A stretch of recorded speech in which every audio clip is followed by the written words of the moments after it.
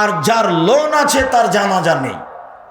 Loan আছে মানে জানাজাই নেই, জাহান্নাম জান্নাত পরে, জাহান্নাম জান্নাত পরে। কেন? কালকে আকরামুজ্জামান বিন আব্দুল সালাম বললেন না যে তোমার বাবা মারা গেছে, জানাজার জন্য পিড়াপিড়ি করছো কেন? তোমার বাপ তো নামাজই পড়তে যায়নি, ওর নামাজই পড়ার প্রয়োজন হয়নি, ফরজ নামাজ, তো ওর জানাজা করে কি হবে? জানাজার জন্য তাড়াহুড়া করছো কেন? যার ফরজ নামাজই লাগে না তার আবার জানাজা লাগে? যার ফরজ নামাজই লাগে না তো তার আর জানাজা দিয়ে কি হবে? তোমার বাপ তো কোনোদিন ফরজ সালাতের জন্য তাড়াহুড়া করেনি, তুমি আবার জানাজার জন্য তাড়াহুড়া করছো কেন? পশু প্রাণীর মতো জীবন কাটিয়ে দোকানপাটে আড্ডা পিটে একটা সালাফি কনফারেন্সের মতো একটা দিনই বৈঠকে আপনি সময় কাটাতে পারেন না, যেখানে কোনো মানুষকে উঁচা করা হয় না, কাউকে নামানো হয় না, বিষয়ভিত্তিক বক্তব্য দেওয়া হয়, কেউ কারো বিরুদ্ধে মুখ তুলতে পাবে না। জামিয়া সালাফের অফিসও পাবে না, জামিয়া সালাফের খোলা মাঠে বক্তব্য পাবে না, মুখ খোলা নিষেধ। কেন আপনাকে বললাম না, না জুমার খুতবায় বললাম না, কালকে বললাম যে আব্দুল্লাহর বক্তব্য নিয়ে একবার আলেম ওলামা কিছু বলা বলি করছিল, তা আপনারা জানেন। তখন আব্দুল্লাহ তার আম্মাকে বলছে, আম্মা এই সময় কি করা যায়, মানুষ তো না বুঝে অনেক কিছু বলছে। তখন তার আম্মা তাকে বলছে, আব্বু হাতটা আগে, আঙ্গুলটা আগে কোথায় লাগালেন? মুখের উপরে। তারপরে বলছেন, শুনে রেখো, তোমাকে মানুষ করেছি সামনের দিকে আগানোর জন্য, পিছন দিকে দেখতে পাবা না, পিছনের দিকে দেখা নিষেধ। কে কি বলেছে, কে কি করেছে, এই পাতা তোমাদের জন্য পড়া নিষেধ, পিছনে দেখতে পাবা না। এটা তার মা বলল, ছেলে চুপ হয়ে চলে গেল। কে কি বলেছে এই কথা নেই, পিছনে দেখাই নিষেধ, পিছনে দেখতেই পাবা না, সামনে। বাস আমরা তো আছি। কেন আপনাকে দোকানে বসে আড্ডা পিটা লাগে? কেন আপনাকে চায়ের স্টলে বসে সময় কাটানো লাগে? কেন আপনাকে চায়ের স্টলে বসে চা খাওয়া লাগে? কেন আপনি আসরের পর থেকে 1000 বার, 5 বার, 10 বার চা খেতে যান, গল্প করতে যান, হেঁটে বেড়াতে যান? কেন যাবে? কেন এমন স্বভাব হবে? এটা হলো সালাফি কনফারেন্স। আপনাকে আমি অনেক ভালোবাসি, আপনার জন্যই এত খরচ, আপনার জন্য এ ব্যবস্থাপনা, আপনার জন্য এ প্রতিষ্ঠান। আপনাকে একটু বুঝতে হবে, বিবেচনা আর একজনের হাতে তুলে দেওয়া যায় না, বিবেচনা নিজের হাতে আছে, অন্যের হাতে বিবেচনা তুলে দিয়ে সফল হওয়া যায় না।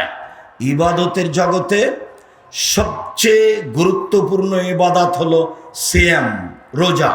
ইবাদতের জগতে সবচেয়ে দামি ইবাদত হলো সিয়াম। সিয়াম শব্দের আবিধানিক অর্থ হলো বিরত থাকা।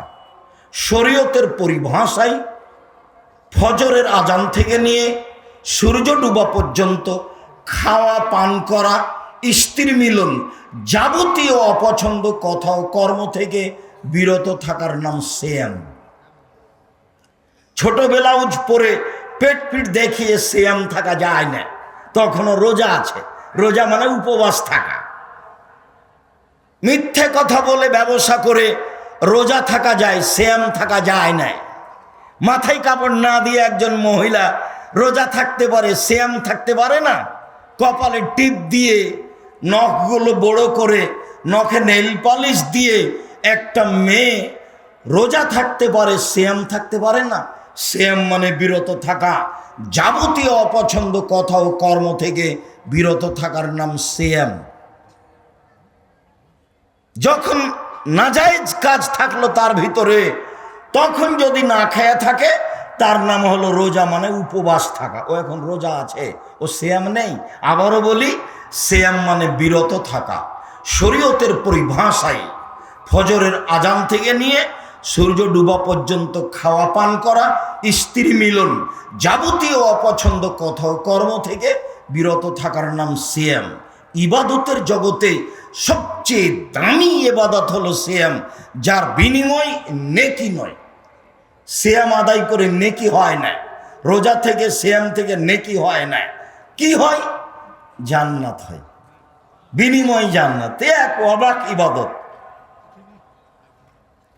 আল্লাহ তাআলা বলেন, কুতিবা আলাইকুমুস সিয়াম কামা কুতিবা আলাল্লাযীনা মিন ক্বাবলিকুম লাআল্লাকুম তাত্তাকুন। পৃথিবীর মানুষ, তোমাদের উপরে সিয়াম ফরজ করা হয়েছে যেমনভাবে পূর্বের মানুষের প্রতি সিয়াম ফরজ করা হয়েছিল। সিয়াম এমন একটি ইবাদত যা দিয়ে পরহেজগার হওয়া যায়, তাকওয়াশীল হওয়া যায়, আল্লাহকে চেনা যায়, বোঝা যায়। চলেন নফল সিয়াম, সিয়াম কি জিনিস আগে বুঝি। আবু সাঈদ খুদরি রাদিয়াল্লাহু তাআলা আনহু বলেন, রাসূল সাল্লাল্লাহু আলাইহি ওয়াসাল্লাম বলেছেন, মান সামা ইয়ামান ফি সাবিলিল্লাহ বাদাল্লাহু আজহারিন নারি সাবিনা খরিফা। কেউ যদি আল্লাহকে সন্তুষ্ট করার জন্য একদিন সিয়াম থাকে, তাহলে আল্লাহ তাকে জাহান্নাম থেকে 70 বছরের পথ দূরে সরিয়ে দিবেন। তো নেকি পেল না জাহান্নাম থেকে সরে গেল? জাহান্নাম থেকে সরে গেল। উমামা বাহেলি রাদিয়াল্লাহু তাআলা আনহু বলেন, রাসূল সাল্লাল্লাহু আলাইহি সাল্লাম বলেছেন, মান সামা ইয়ামান ফি সাবিলিল্লাহ জালাল্লাহু বাইনাহু ওয়া বাইনা নারে খান্দাক কামা বাইনাস সামাই ওয়াল আরজ। কেউ যদি আল্লাহকে সন্তুষ্ট করার জন্য একদিন সিয়াম থাকে, তাহলে তার মাঝে আর জাহান্নামের মাঝে একটি গর্ত তৈরি করা হবে, যার দূরত্ব হলো 500 বছরের পথ। এক হাদিসে আছে সিয়াম থাকলে জাহান্নাম থেকে সরে যাবে 70 বছরের পথ। এক হাদিসে আছে 100 বছরের পথ। এক হাদিসে আছে 500 বছরের পথ। ফলাফলে সিয়ামের বিনিময় হলো জান্নাত। সিয়ামের বিনিময় নেকি নয়, বিনিময় জান্নাত। সিয়াম কি জিনিস? আবু হুরায়রা রাদিয়াল্লাহু তাআলা আনহু বলেন, রাসূল সাল্লাল্লাহু আলাইহি সাল্লাম বলেছেন, আস-সিয়ামু জুন্নাহ ওয়া হিসনুন হাসিসুন মিনান নারে ওয়া হিসনুন হাসিনুন মিনান নারে। সিয়াম হলো ঢাল বিপদ থেকে বাঁচার জন্য। সিয়ামে নেকি এ কথা নয়। সিয়াম হলো ঢাল বিপদ থেকে বাঁচার জন্য।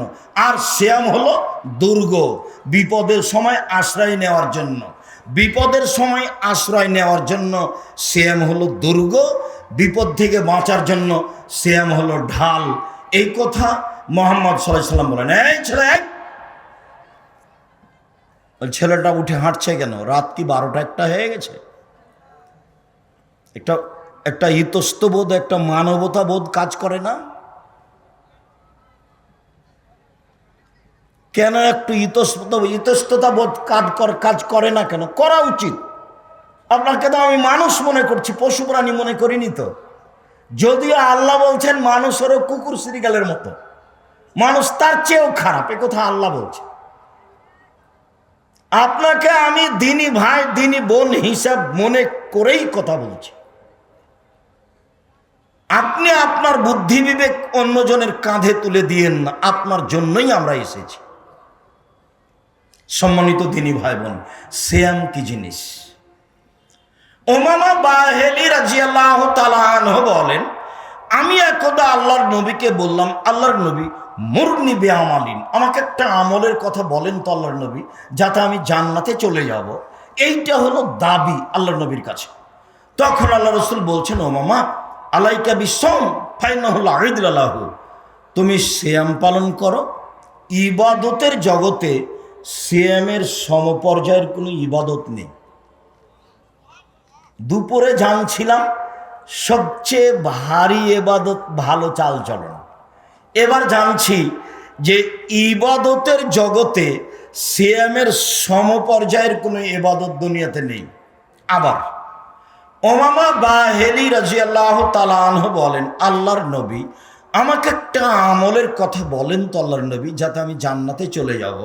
তখন আল্লাহ রাসূল বলছেন, উমামা আলাইকা বিসম ফাইনাহুল্লাহ মিসলাহু, তুমি সিয়াম পালন করো। ইবাদতের জগতে সিয়ামের সাদৃশ্য কোনো ইবাদত নেই। এটা সালাত, এটা সিয়াম। এইটা সালাতের সমপর্যায়ের নয়। সালাত সিয়ামের সমপর্যায়ের নয়, এটা ভিন্ন। এইটা সিয়াম, এইটা সালাত। সিয়াম এমন একটা ইবাদত, পৃথিবীর কোনো ইবাদতকে বলা যাবে না এইটা সিয়ামের মতো। হজ সিয়ামের মতো, সলাৎ সিয়ামের মতো, দান খায়রাত সিয়ামের মতো। সিয়ামের মতো ইবাদত পৃথিবীতে নেই। একটা ভিন্ন ইবাদত হলো সিয়াম। চলেন দেখি সিয়াম কি জিনিস।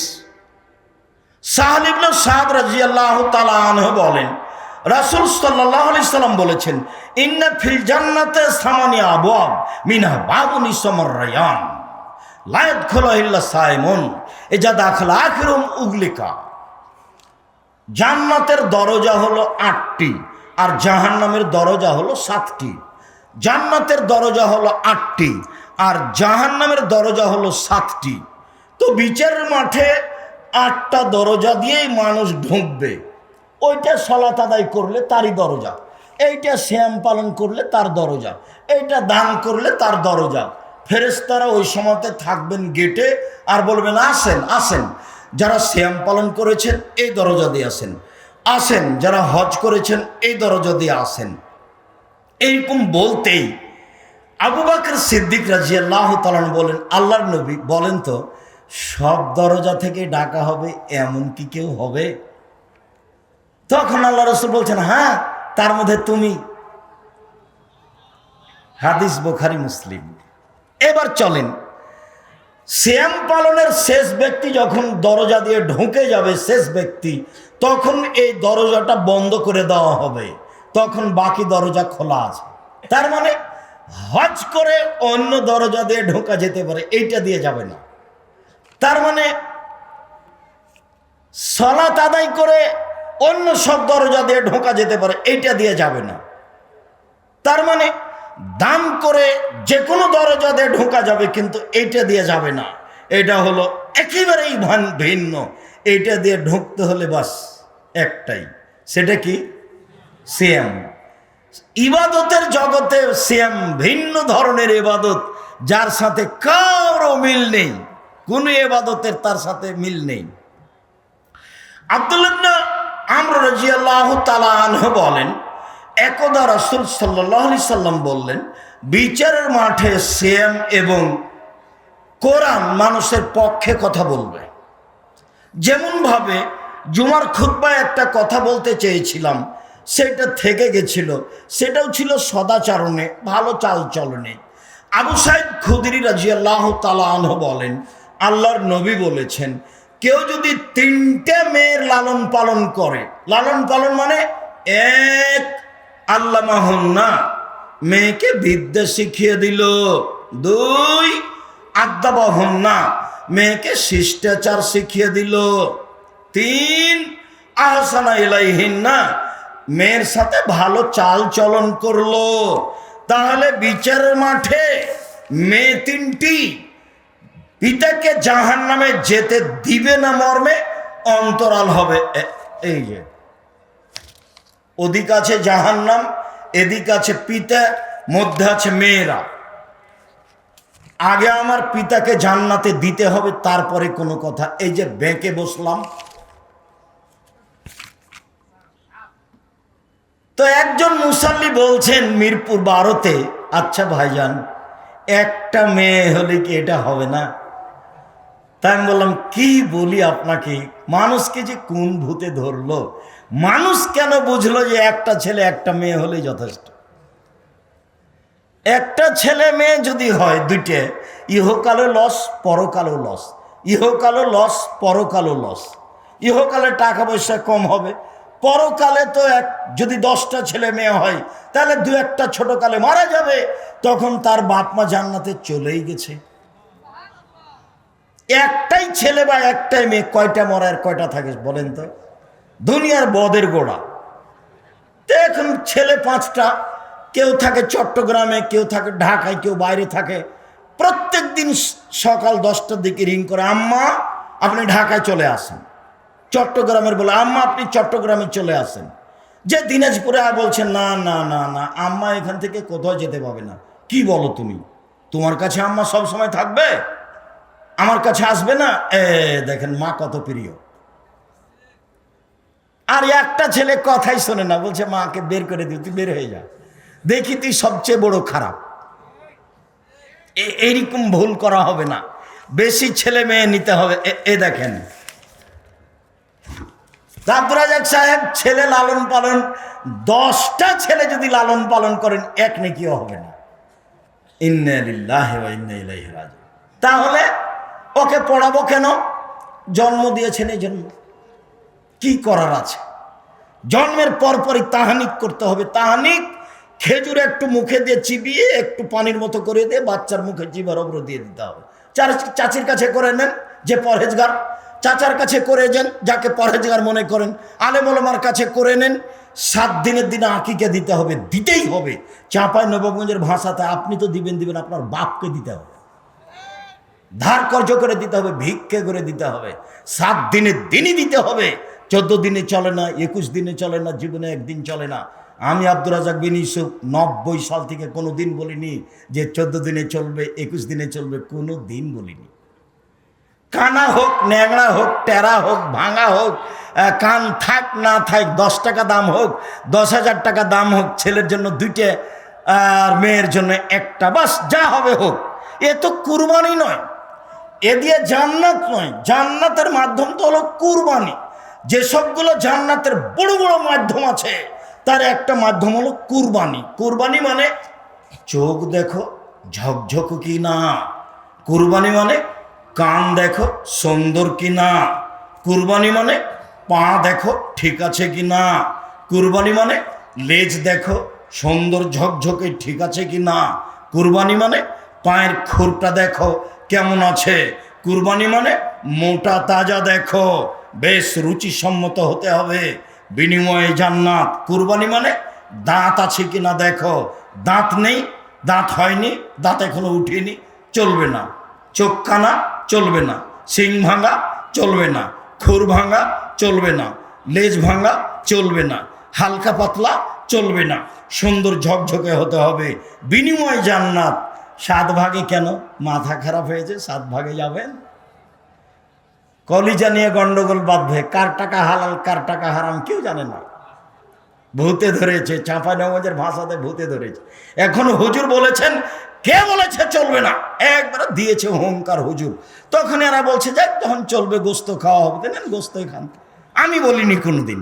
আমি বলেছি টাকা আছে রাজস্থান থেকে উট নিয়ে আসেন, টাকা কম আছে গরু কিনেন, টাকা কম আছে খাসি কিনেন, টাকা কম আছে ছাগি কিনেন, টাকা কম আছে ভেড়া ভেড়ি কিনেন।